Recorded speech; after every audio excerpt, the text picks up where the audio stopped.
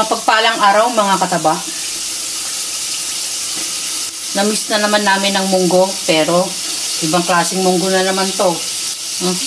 Kasi kailangan tayong ikot-ikot ng luto, pero magkakaiba namang style. So yan, meron tayong bawang, sibuyas, kamatis, konting pork, hipon, dahon ng sili,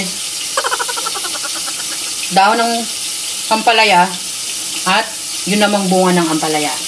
Dahil meron tayong munggo. Napakulo ko na tong ating munggo. Siguro yan. Napakulo ko yan makalipas ang ilang, wag naman 10 years, 20 years. Yan. Malambot na yan. At meron siyang kapartner na isda. Ang panggisa natin dyan ay konting alamang. Ayan ang ating munggo. Hindi ko na ipinakita yung ating isda dahil simpleng pagpa-fry lang naman ng ating isda.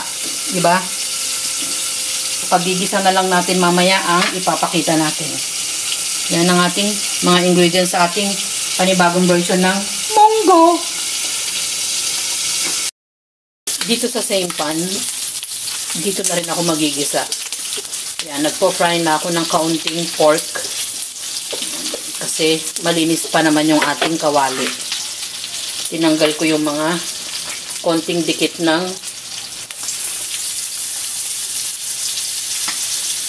isda. Nilagay ko na yung bawang sibuyas. Pagsasabayin ko na pati kamatis. Kasi palalambutin ko pa yan. Tanggalin natin yung kalat.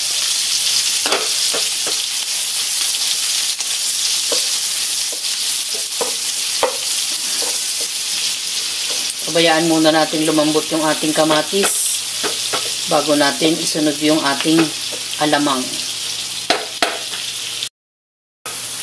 Nilagay ko na yung ating alamang at na-press ko na yung ating kamatis para mas lumasa. Ganon yung ating ginagawa. Pwede na natin ilagay yung ating hipon. Ilang piraso lang to. To para kay mama. To para kay papa. O, tinatawanan ako ng anak ko. To para kay bunso. Yan, ganyan mga kataba. Ganun talaga. Hati-hati.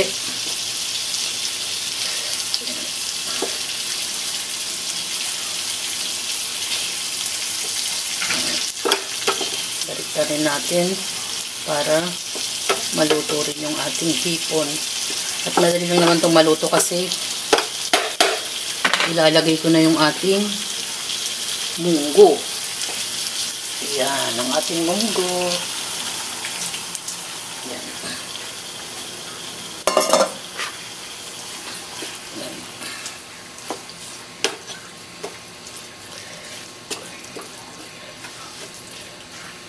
Pabayaan lang muna natin siya dyan. At magdadagdag tayo ng tubig. Lagay na natin yung ating siling green. Ampalaya 3, 4, 5, 6. Tapos, yan. Kasi sumasama yung ating dahon. Pero bayaan mo na. Kasi huli itong ating dahon.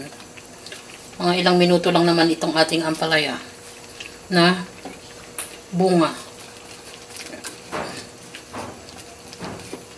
Importante maluto muna ng kaunti yung ating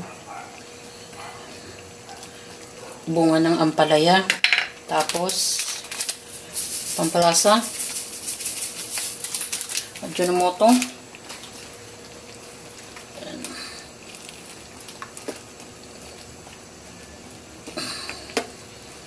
Tapos saka naman yung ating dahon.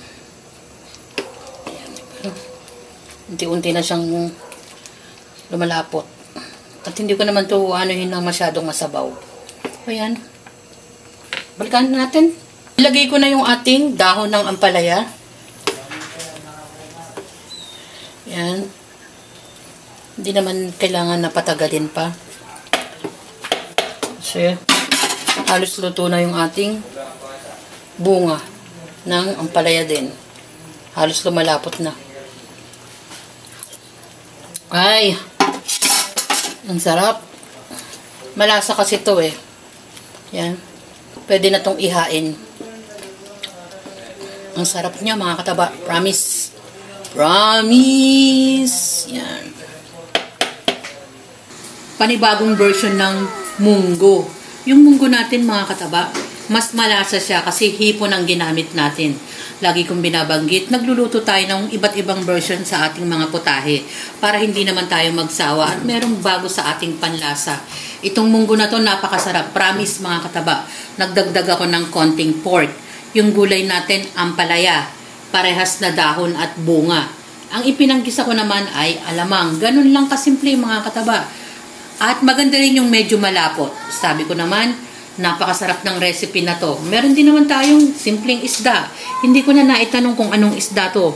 In-advertise niya na masarap daw talaga to. Kasi hindi ko masyadong kilala yan. Nakalimutan kong magpakilala mga kataba.